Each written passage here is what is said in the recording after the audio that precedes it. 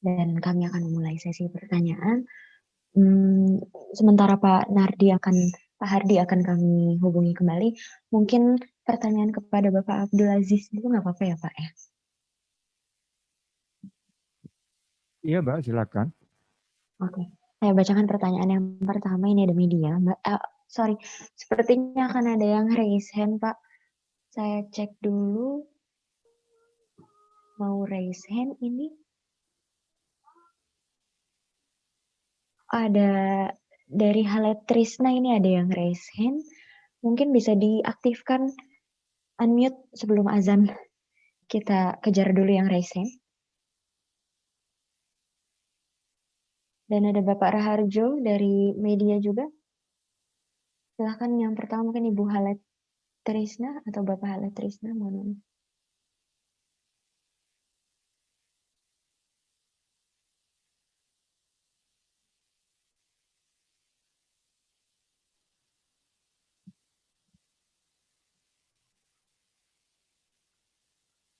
Halo, Mbak. Ya, silakan. Iya, ini saya Raharjo. Boleh saya mulai dulu? Oh, baik, Mas Oke, Raharjo duluan. Oke, Pak Abdul silakan. Aziz, salam kenal. Saya Raharjo dari IDS Channel. Pak, menyinggung tadi penjelasan mengenai pelanggaran ya di tahun-tahun sebelumnya terhadap pidana perpajakan itu terbanyak adalah faktur pajak yang fiktif gitu ya. Kan setahu saya beberapa tahun lalu DJP sudah mengenalkan namanya faktur pajak elektronik gitu loh Pak. Yang masih kurang tuh di apa sih Pak untuk proteksi faktur pajaknya gitu. Terus pertanyaan kedua adalah menyangkut dengan mungkin bisa jelaskan sedikit statistik Pak, karena Bapak juga tadi menyinggung eh, tujuan utama dari penyidikan dan penegakan hukum adalah mengembalikan penerimaan negara gitu. Di 2020 berapa sih Pak dari hasil penyidikan dan penindakan itu yang sudah berhasil dikumpulkan ke penerimaan negara atau kembali gitu Pak. Itu aja Pak Abdul Aziz, terima kasih Pak. Baik, terima kasih Mas Raharjo dari IDX Channel TV kebetulan. Mungkin boleh dijawab langsung, Pak Aziz, atau dikumpulkan? Ini di sini lagi azan, Mbak. Kita istirahat dulu, Mbak Oh, ya. oke. Silakan.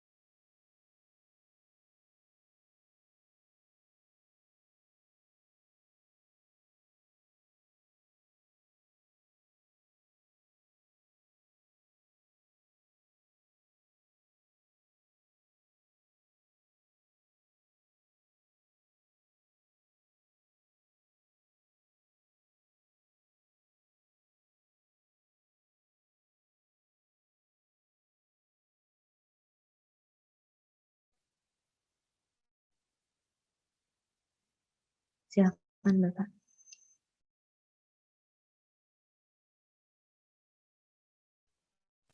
Belum dia. Baik, makasih Mbak Widya ya. Saya coba respon jawab dengan tadi statistik ya Pak Raharjo ya dari mana tadi Pak Raharjo ya dari media ya. Tadi ada menyampaikan pertanyaan tentang TPTS, kenapa masih banyak dan apa kaitannya dengan e-faktur gitu, kebijakan e-faktur. Untuk diketahui juga Bapak Ibu sekalian bahwa e-faktur itu hanya cara administrasinya saja yang mengubah dari faktur yang kertas ke faktur yang elektronik. Sedangkan TPTS itu sesuai dengan tadi kalimat di undang-undang itu tidak berdasarkan transaksi yang sebenarnya. Jadi lebih pada substansi ya para harjo ya. Jadi ada faktur tetapi tidak ada transaksinya, tidak ada underlying transaction kalau istilahnya orang PPN itu. Sehingga ada seolah-olah jual beli tetapi tidak ada, sebetulnya tidak ada jual belinya tapi hanya transfer fakturnya saja yang terbit dan kemudian digunakan sebagai pengurang. Dan itu pastinya adalah fakturnya memang masalah atau tidak sah ya. Jadi itu berbeda. Sehingga e-faktur itu belum menjamin bahwa suatu transaksi atau pengkreditan faktur pajak masukan itu benar-benar bebas dari kasus tadi faktur pajak TBDS atau tidak berdasarkan transaksi yang sebenarnya. Itu untuk yang pertama. Kemudian yang kedua mengenai statistik. Ini kami ada data dari tahun 2017 hingga tahun 2020, jadi kurang lebih 4 tahun. Itu kita ada, kalau mengenai penyelamatan uang negara ini, total data ini ada 11 triliun ya. Kita bagian yang kecil ya kalau dibandingkan dengan penerimaan pajak secara nasional itu memang relatif kecil karena kita yang sebagaimana tadi unitnya, kita unit yang cukup kecil dari proses penegakan hukum di DJP. Administrasi pun kita memang bagian, dibandingkan administrasi pun kita memang bagian kecil. Dan kalau sudah masuk ke wilayah penyidikan sebetulnya kita ini harapannya itu ya harapannya tipis sudah untuk orang itu artinya orang itu memanfaatkan tadi pembayaran. Jadi sebagian besar itu juga sudah melaju ke penuntutan pidana ya ke pengadilan. Karena yang masih bisa bayar itu rata-rata tidak sampai ke penyidikan ini. Jadi data 11 triliun itu tadi 11 T itu tadi dari 2017 hingga 2020 itu yang sudah masuk ke proses penuntutan di pengadilan. Jadi ini berdasarkan data putusan dari pengadilan. Kasusnya totalnya ada 291 kasus. Kurang lebih seperti itu Pak Raharjo, mudah-mudahan menjawab pertanyaan Bapak. Saya kira itu Mbak Widya. Baik Pak, mungkin selanjutnya ada dari Mbak Febriana Arimbi, beliau juga mau resign Pak.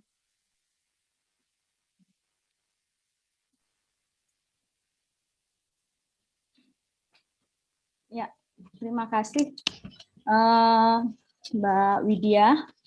Izin Pak Abdul Aziz.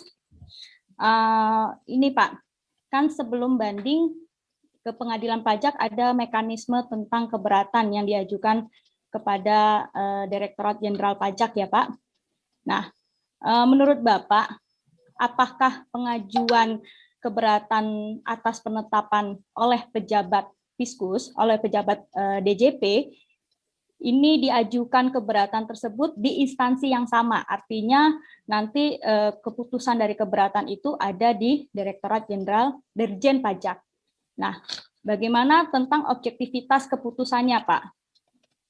Karena kalau kita ngajukan keberatan, nanti ke Dirjen Pajak nanti kembali lagi ke Kanwil. Nah, seperti itu kan nanti hasil keputusannya seperti apa. Karena apa?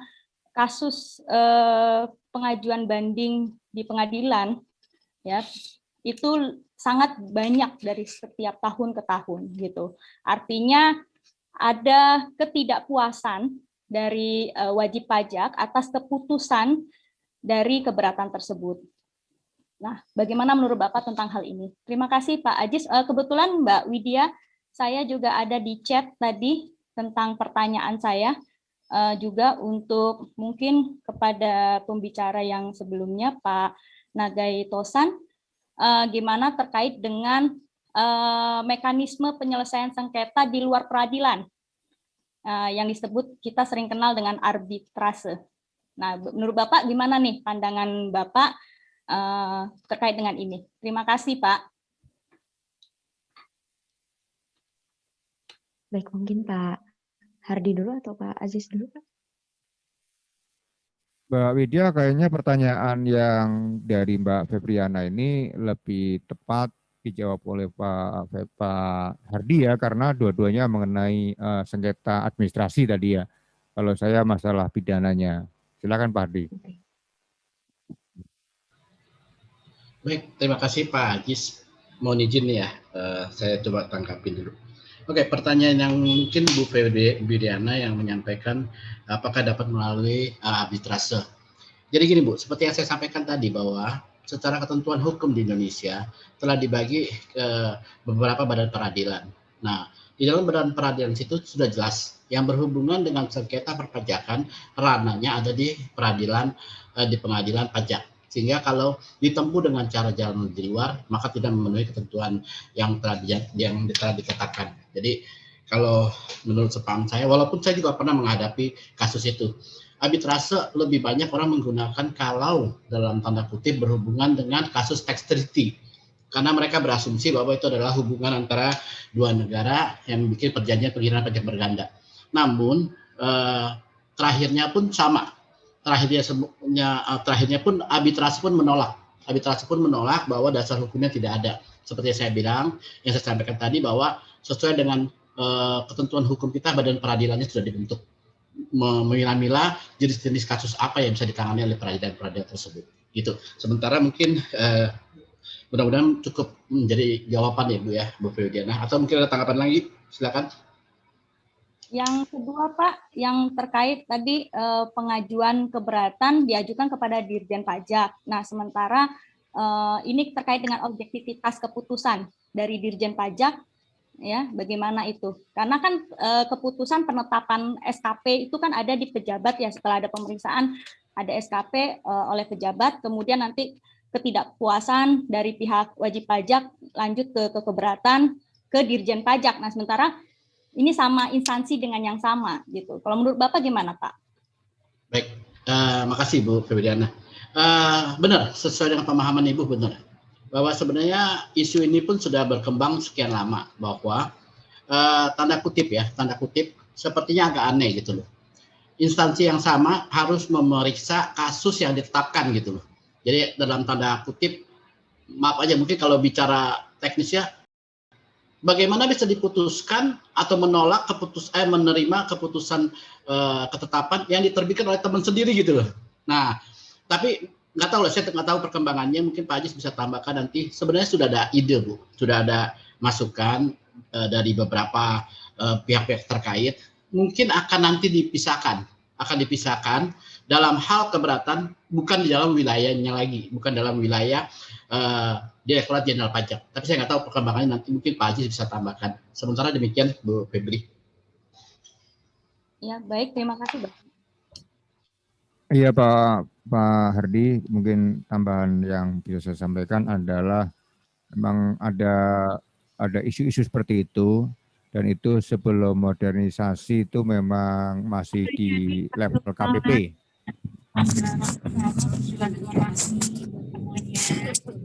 Maaf ini.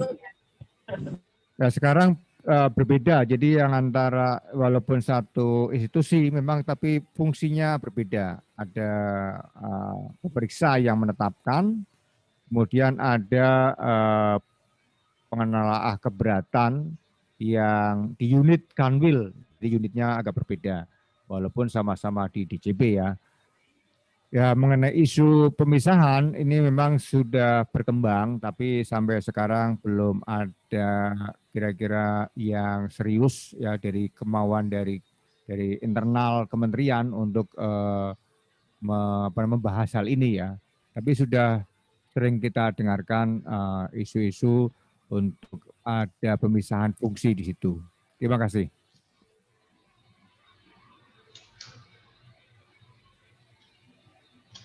Ya, terima kasih Pak Ajis.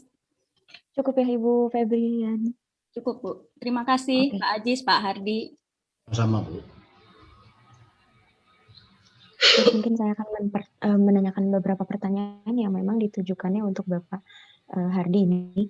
Yang pertama dari Bapak Alex M. Woro dari PT Tetsuso Kayaba Indonesia.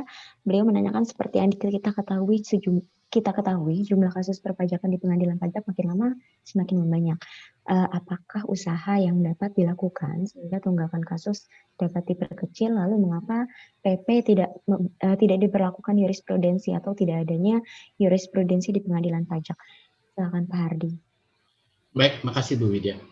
Pertanyaan dia ada dua pertanyaan ya. Pertanyaan pertama yang perihal tunggakan kasus. Di satu sisi gini, bahwa seperti yang saya sampaikan, dalam tindak litigasi adalah merupakan bagian daripada hak setiap orang atau badan usaha untuk mengajukan permohonan di pengadilan pajak, sehingga kalau dinyatakan bahwa jumlah tunggakan itu besar, ya kembali lagi memang kasusnya banyak dan mereka mempunyai hak untuk mengajukan permohonan banding atau gugatan.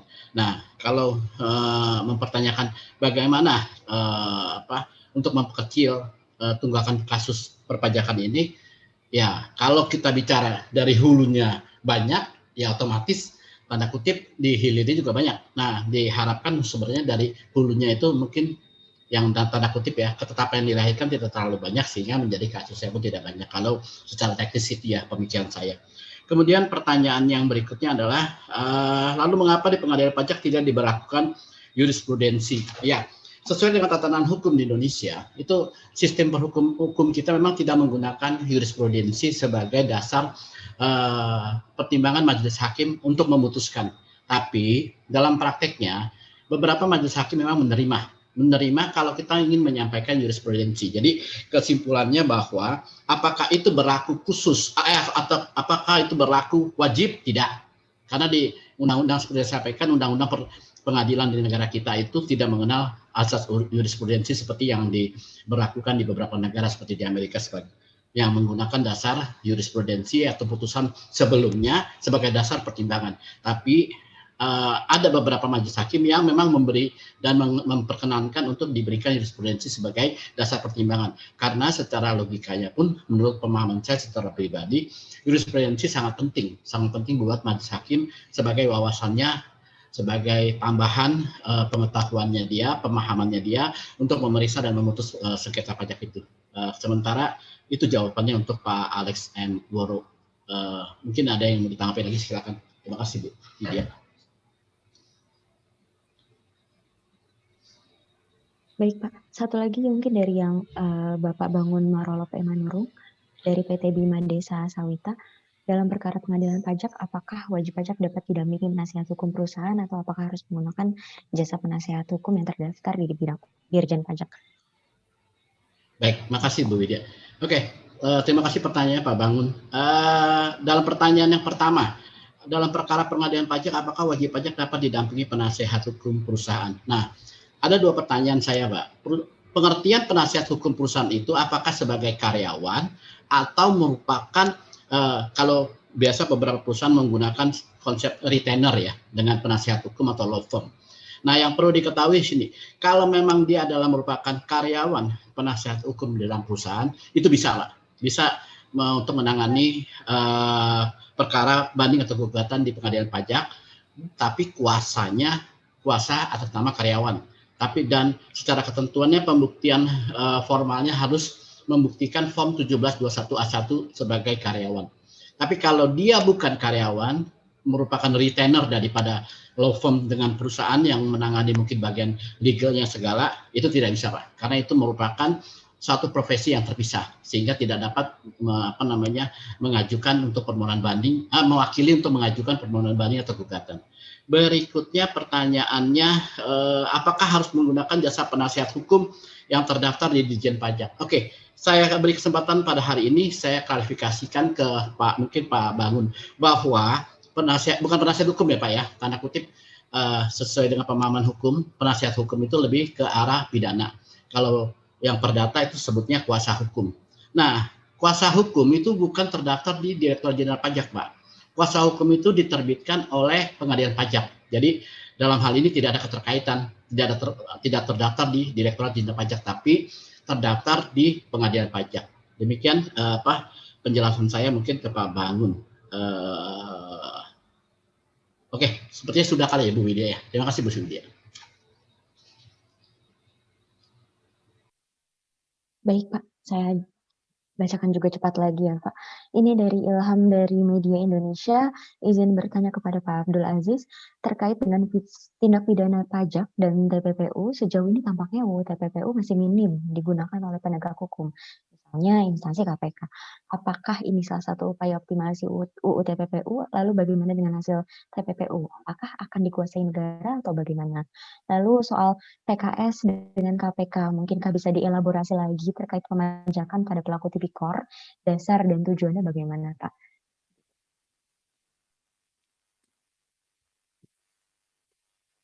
Mbak Widya, tadi saya nggak clear pertanyaan pertama. Tapi pertanyaan kedua, ini saya coba jawab dengan KPK tadi ada kerjasama memang berdasarkan penelitian-penelitian bersama itu masih banyak para pelaku tindak pidana korupsi yang belum dikejar potensi pajaknya sehingga KPK ingin memberikan data atau kerjasama sehingga kita bisa mengejar pajaknya. Jadi nanti pajaknya kita tagih juga atas perkara-perkara tindak pidana korupsi yang sudah ditangani oleh KPK. Intinya seperti itu. Itu yang dari sisi sana. Dari sisi sini juga ada juga beberapa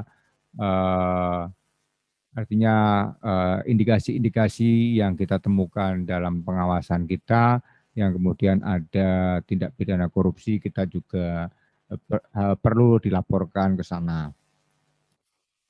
Yang pertama tadi mengenai TPPU yang kayaknya nggak clear ya. Saya mohon maaf kurang mendengar. Jadi beliau mempertanyakan Pak, sejauh ini tampaknya UU TPPU ini belum dioptimalkan oleh penegak hukum, yaitu KPK belum mengoptimalkan UU tersebut. Lalu apakah ini salah satu upaya optimalisasi UU TPPU? Maksudnya mungkin apakah Dirjen Pajak ini dengan melalui tindak pidana perpajakan mencoba mengoptimalkan dari yang TPPU-nya belum dioptimalkan oleh KPK gitu mungkin ya Pak ya? Baik, itu berbeda dengan tadi yang PKS dengan KPK ya. Tapi yang TPPU memang kita kan sesuai dengan penjelasan saya tadi bahwa Undang-Undang Perubahan TPPU yaitu Undang-Undang Nomor 8 Tahun 2010 itu dulunya undang-undang yang terdahulu tahun 2002 kalau salah itu belum memberikan kewenangan kepada penyidik pajak untuk melakukan penyidikan TPPU ya. Jadi begitu diubah di Undang-Undang Nomor 8 Tahun 2010 di situ ada memberikan kewenangan kepada penyidik pajak untuk melakukan penyidikan TPPU.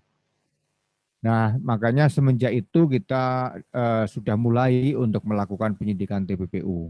Kalau dari statistik ya selama ini kita sudah 9 kasus dari tahun 2017 kalau salah awalnya sampai dengan tahun 2020 kemarin. Itu sudah 9 kasus kita lakukan penegakan hukum atau dengan tindak pidana TPPU yang kita sita-sita hartanya seperti itu. Memang kita publikasinya mungkin tidak seperti KPK ya.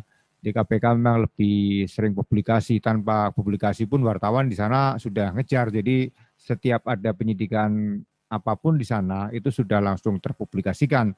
Kalau kita ini mempublikasikan penegakan hukum di DJP, kadang-kala juga tidak terlalu efektif ya.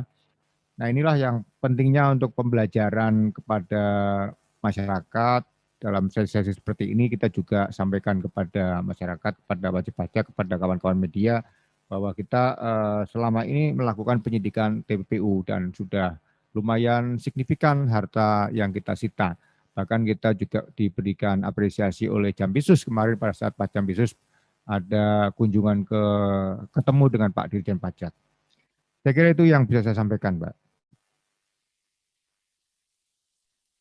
Baik, Bapak.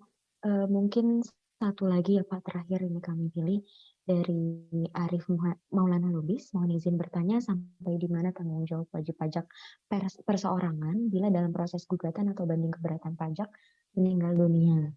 Lalu yang kedua, apakah majelis hakim tetap memproses gugatan atau banding tersebut? Dan apabila,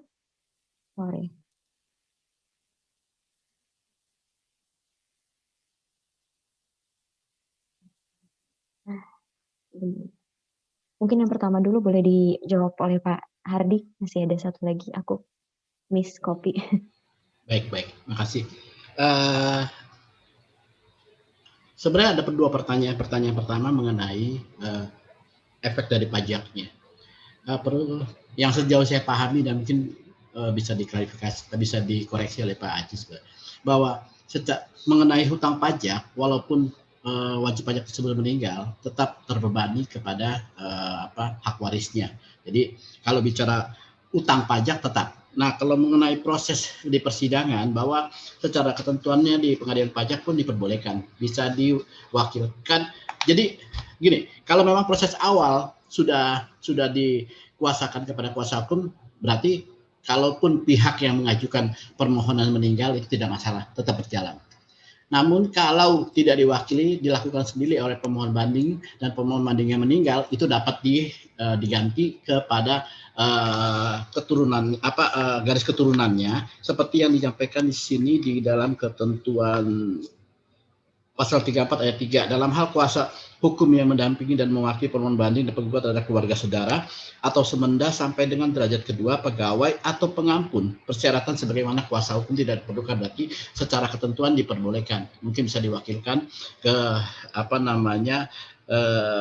keluarga saudaranya atau semenda atau sederajatnya. Demikian penjelasan saya, Bu Widya. Oke, ya, terima kasih Pak. Ya, tadi sudah benar, sudah dijawab juga pertanyaan kedua. Dan satu lagi mungkin terakhir dari Bapak Jaka Triwarna untuk Bapak Abdul Aziz. Terakhir ya Pak ya, mungkin pertanyaan pertama aja yang saya bacakan. Statistik modus tindak pidana perpajakan yang terbesar adalah faktor TBTS. Sementara tindak pidana tidak melaporkan SPT dengan benar atau omsetnya belum benar, masih banyak yang belum P21. Apakah tanpa akses rekening wajib pajak hal ini menjadi sangat susah dibuktikan? Dan bukankah penyidik sudah memiliki kewenangan untuk melakukan penyegelan dan juga mengingat berdasarkan pengamatan sangat banyak sekali wajib pajak yang berusaha mengecilkan omsetnya, dan juga bukankah juga sudah memiliki hak untuk meminta akses informasi tersebut ke lembaga keuangan?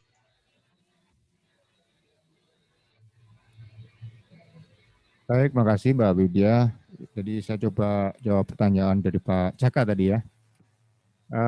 Tentang TBTS, betul, karena disepakati di masyarakat umum bahwa yang TBTS itu tingkat kejahatannya atau tingkat kriminalitasnya dianggap paling tinggi ya, tingkat kejahatannya.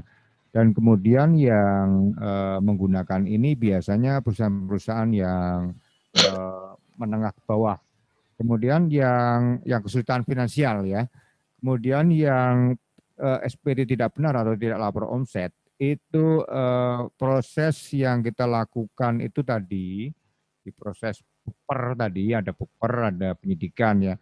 Rata-rata dari proses bukper itu wajib pajak yang demikian sudah melakukan pengungkapan ketidakbenaran perbuatan tadi. Jadi yang sampai ke penyidikan itu memang sedikit ya statistiknya ya. Tapi yang di bukper dari total yang saya tadi sampaikan itu kalau yang di Bookper per tahunnya itu ribuan datanya, sampai dengan tahun kemarin itu kurang lebih sekitar 2000-an lebih kalau salah. Itu sebagian besar itu diselesaikan melalui pengungkapan ketidakbenaran perbuatan, yaitu membayar pokok pajak terkait dengan sanksi 100%.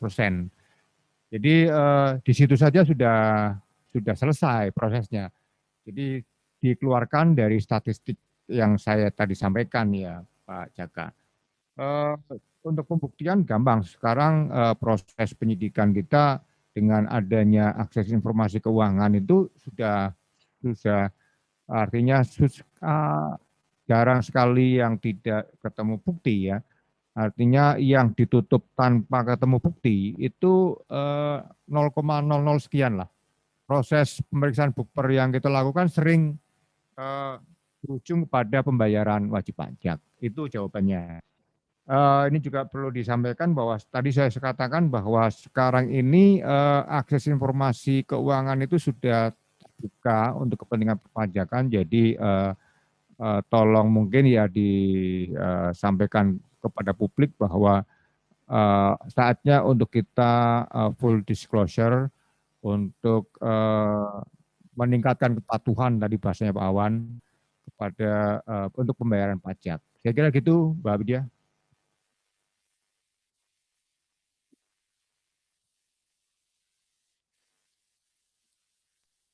Baik, terima kasih Bapak atas jawabannya. Karena kita sudah memasuki waktu yang cukup lama juga, sedikit ngaret, cukup banyak ngaret 30 menit. Kami mengucapkan terima kasih atas seluruh partisipasinya dari seluruh penanya. Kami akan menghubungi email dari 6 penanya yang kami pilih merupakan penanya terbaik yang akan kami kirimkan email untuk segera dibalas dan di-reply agar kami bisa kirimkan OVO dan juga hadiah buku terbit buku dari Bapak Justinus Prastowo. Baik, sekian sudah acara hari ini karena memang juga sudah masuk waktu maghrib. Saya ingin menyatakan acara ini sudah selesai dan ingin menutup acara ini. Sampai jumpa di acara sesi 3 dan 4 selanjutnya. Berikut ada link presensi yang akan ditampilkan untuk bisa diisikan oleh seluruh peserta. Jadi silahkan mengisi link presensi ini dan jika menginginkan materi juga bisa mengunduh link materi di sini dan nantinya dari presensi atau komitmen selama 4 sesi ini kita akan mengirimkan sertifikat ke masing-masing email, bisa diunduh dan bisa dicetak masing-masing mengingat protokol kesehatan yang cukup ketat sehingga kami belum bisa mencetakkan masing-masing sertifikat tersebut. Dan akhir kata saya ucapkan terima kasih banyak kepada Bapak Abdul Aziz selaku trainer kita hari ini dari Direktorat Jenderal Pajak telah menyempatkan waktunya hadir. Makasih ya Pak. Sama-sama Mbak Widya. Terima kasih kepada Bapak Hardi, perwakilan dari Perkopi yang juga telah menyempatkan hadir dan menunggu sampai acara Q&A, sesi Q&A. Terima kasih Ya. Pak Hardi. Ya, makasih Bu Widya. Baik, Pak. Selamat malam Ya. juga Pak Abdul Aziz. Sampai ketemu Pak. Mungkin di lain waktu Pak. Baik, makasih Pak Hardi. Salam kenal. Baik. Iya, nanti kita ketemu di waktu yang lebih baik ya Pak ya, tanpa adanya COVID Corona ini. Terima kasih kepada seluruh peserta yang telah hadir. Saya mengucapkan salam untuk semuanya, tetap menjaga protokol dan tetap menjaga kesehatan untuk kita semua. Jika memang sudah memiliki slot untuk vaksin, mohon agar bisa dimanfaatkan segera, dilakukan segera vaksinasinya. Dan salam literasi pajak dari kami, Center for Indonesia Taxation Analysis. Apabila ada yang tertinggal menyaksikan sesi ini, bisa menyaksikan melalui channel YouTube kami, yaitu Center for Indonesia Taxation Analysis, bisa dicari di YouTube Anda semua, dan bisa disaksikan sesi kedua ini, akan kami upload H+24 jam, atau paling lambat H+2 kali 24 jam. Salam dari saya. Stay safe, stay healthy, dan semoga kita bisa berkumpul lain waktu di kondisi yang lebih baik, di acara yang mungkin lebih baik lagi. Dan mohon ditunggu untuk link sesi 3 dan sesi 4 masih ada dengan tema-tema yang lebih menarik berikutnya.